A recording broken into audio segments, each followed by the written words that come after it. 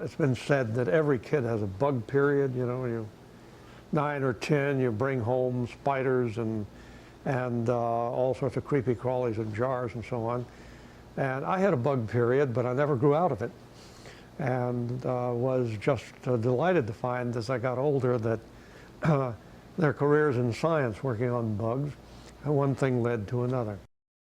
I've been at Harvard for 51 years. I came as a graduate student. And during that period of time, I've worked on a wide variety of subjects. Many of them pivoted on the study of ants. First of all, from ants, we've learned an awful lot about basic biology. For example, how they communicate almost exclusively with chemicals. This is such a different world. It's almost the kind of a world you would imagine on another planet. Highly social creatures communicating not by words, sounds, not by vision, but by letting out different odors to communicate messages. They've taught us that. We've learned a lot about the origin of altruism and cooperation in evolution. That's one level. The second level would be, what can they teach us about the proper conduct of our own societies? And the answer has got to be nada, zilch, nothing. We don't want to live like ants.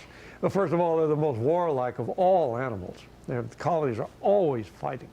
And second, of course, as everyone knows, they're highly subordinated to the communal activity. There are no three freedoms, there's no Bill of Rights, there's nothing, because they're programmed, you know, to act so closely together.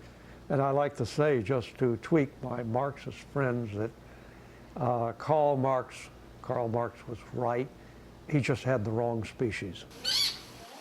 My most recent work, and a great deal of my time and energies, have gone into the exploration of the world's biological diversity, which we now understand is mostly unknown, particularly in small creatures like insects and bacteria. I would say more than 90% of the species haven't even been discovered.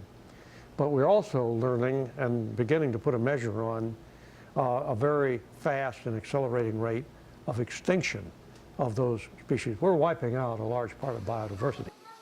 I'm on the board of directors or advisory boards of most of the large conservation organizations, the ones that deal with the global environment.